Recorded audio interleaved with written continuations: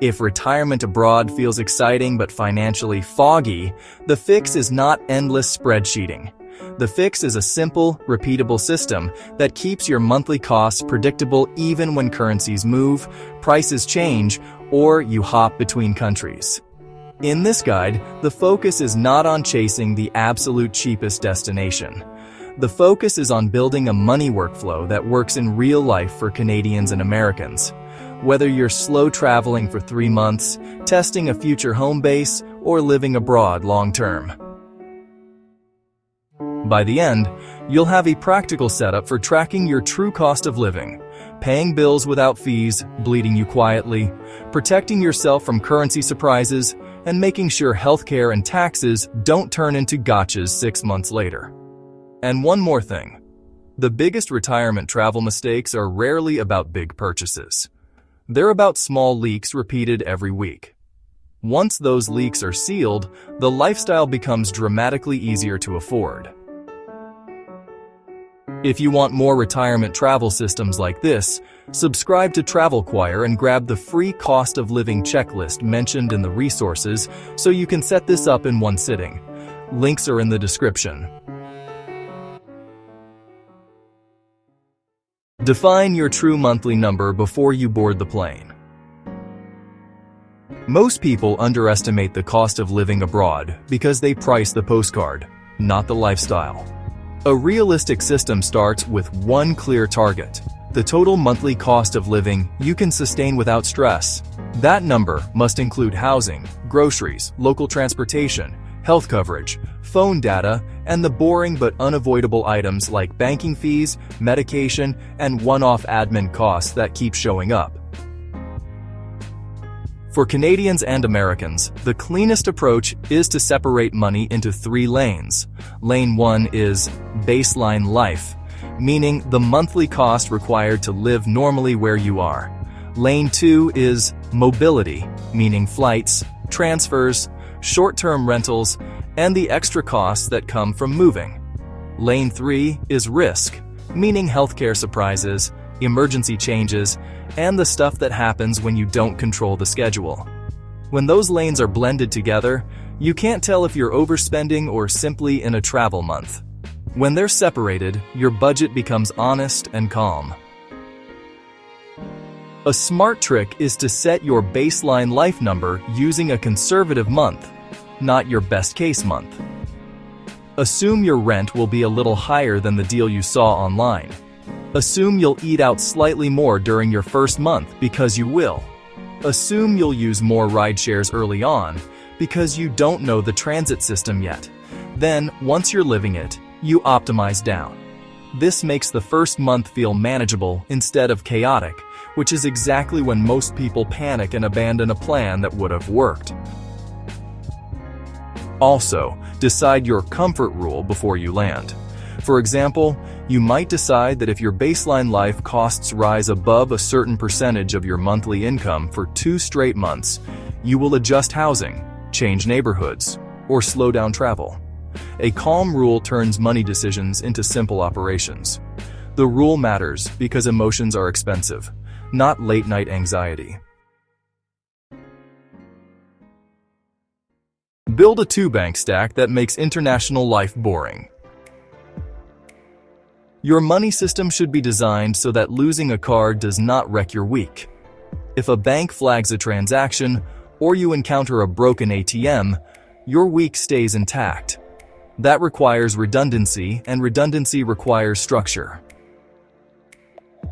A practical setup is to keep one home anchor account and one travel operating account, plus at least 2 cards that do not depend on the same bank. The home anchor account is where pensions, Social Security, CPP, OAS land. Investment withdrawals or other income land there too. The travel operating account is what you actually spend from. This protects you from fraud and mistakes because your daily spending account is not where your life savings sits. For daily spending abroad, the core idea is to keep predictable bills on autopilot and keep discretionary spending visible. Your housing, insurance, and phone plan should be as automated as possible. Your eating out, tours, and shopping should be seen in one place so you can spot drift quickly.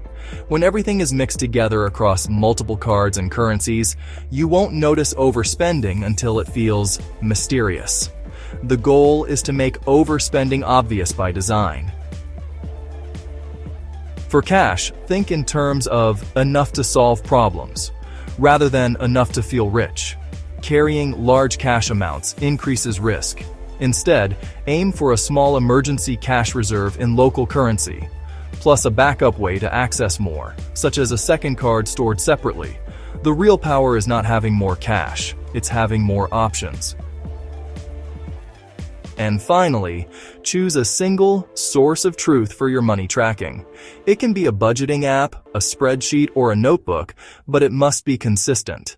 The tool matters less than the routine. You're not building a perfect model of your finances. You're building a reliable dashboard. Control currency. Risk with a simple exchange routine. Currency movement is the silent force that makes people think a destination got expensive. Sometimes prices rise. Sometimes your home currency simply weakens. Either way, your system should absorb the shock. The first principle is to stop mentally converting every purchase. Mental conversion is exhausting and it makes you feel poorer than you are. Instead, convert once a week, track your weekly spend in your home currency, and make decisions at that level. This keeps your brain focused on trends rather than individual moments. The second principle is to choose a consistent funding rhythm. Many retirees do well with a weekly or bi-weekly top-up routine where a set amount moves into the travel operating account and spending stays inside that container. When you spend from a container, you get automatic guardrails. When you spend from an unlimited pool, you rely on willpower. The third principle is to respect the difference between tourist pricing and local pricing. The same city can feel wildly different depending on where you shop, how you pay, and what habits you keep. When you arrive, you will overpay for convenience at least a few times. That's normal. The system fix is to identify 2 or 3 local anchors quickly, such as a grocery store you trust, a pharmacy, and a reliable transportation method.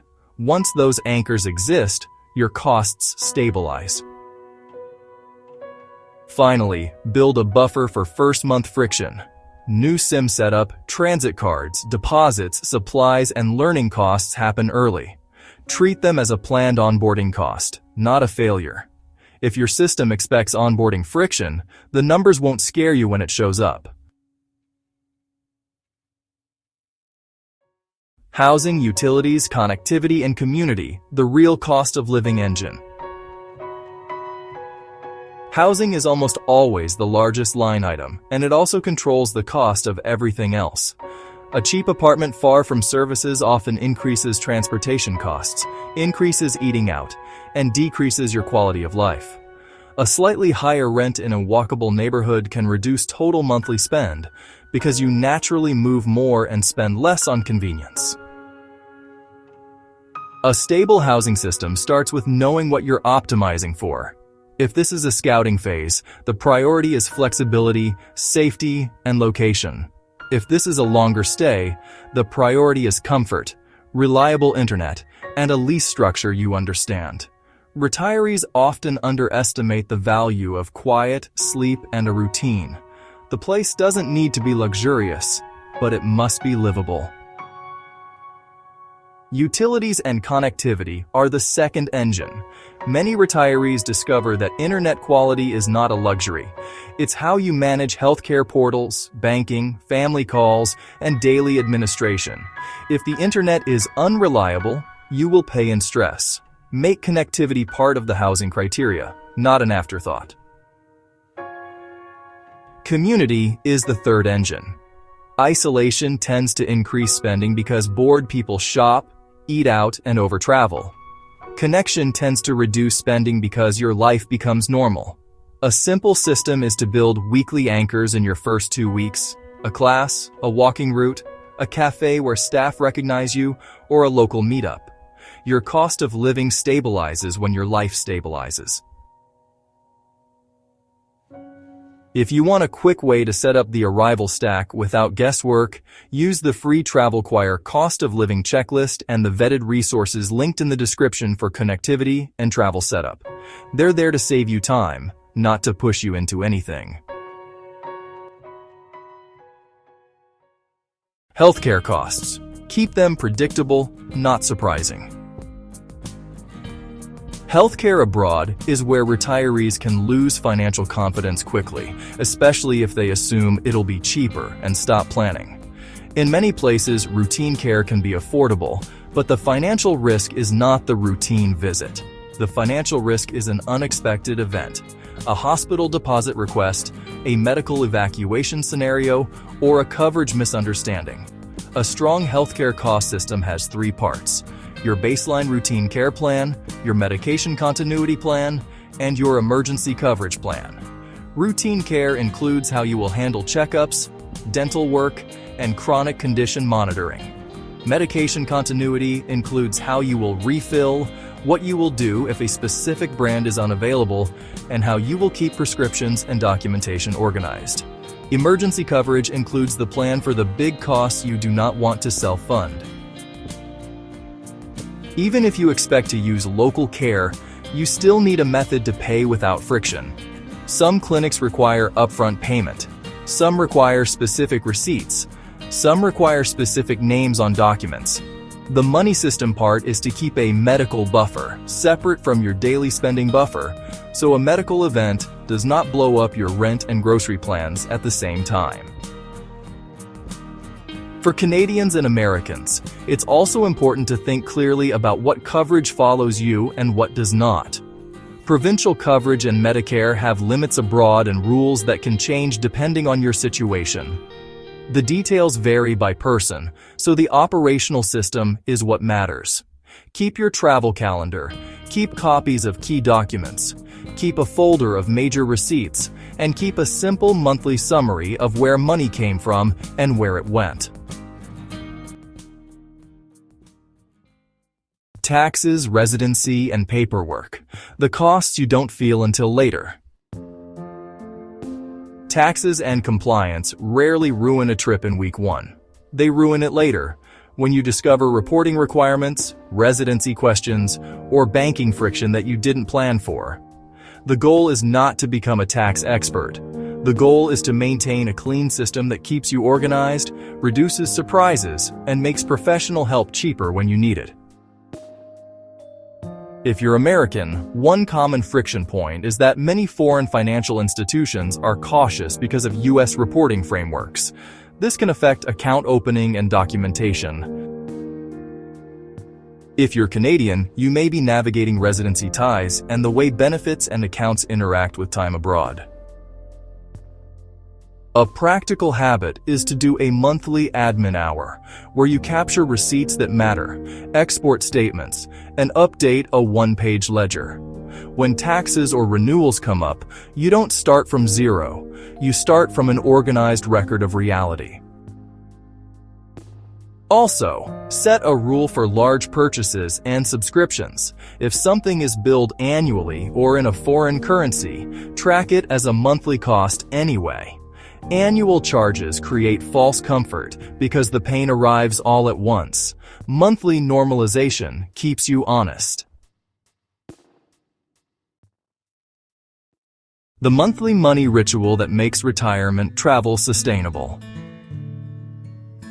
The real secret to the cost of living abroad is not being perfect. It's noticing early and adjusting calmly. That requires a simple ritual. Once a month, you review 4 numbers: your baseline life cost, your mobility cost, your risk cost, and your joy spend. Joy spend is important because retirees who cut joy entirely usually rebound into bigger splurges later. A sustainable system has room for enjoyment without breaking the plan. If your numbers are drifting, you adjust the biggest lever first, which is usually housing or pace. If you're moving too fast, your costs rise. If you slow down, your life becomes cheaper and calmer almost immediately. Then you do a quick friction audit. Ask what caused stress this month. Was it banking friction, unreliable internet, confusing receipts, transportation uncertainty, or healthcare admin? Whatever caused stress will usually cause overspending next month if it's not fixed. Solve the friction and you solve the money leak. Finally, keep an emergency plan that is operational, not theoretical. Know how quickly you can access funds, how you would book a flight on short notice, and how you would handle a sudden change of plans. People feel financially secure when they have options, not when they have perfect forecasts. If you want to shortcut the setup, check the resources linked in the description, including the free checklist and a few vetted travel tools many retirees use for smoother connectivity, insurance planning, and logistics. Using those links is a simple way to support the channel while getting the system built faster. In closing, the cost of living abroad isn't a mystery when you treat it like a system. Separate baseline life from mobility. Build redundancy in banking. Use a steady currency routine. Choose housing that reduces total costs, not just rent. Plan healthcare and paperwork like an adult, not like a tourist. Then run a simple monthly ritual that catches drift early. If you want the exact setup flow, grab the free cost of living checklist from the description. And subscribe to Travel Choir for more retiree-focused travel systems that make the lifestyle feel safe, calm, and financially sustainable.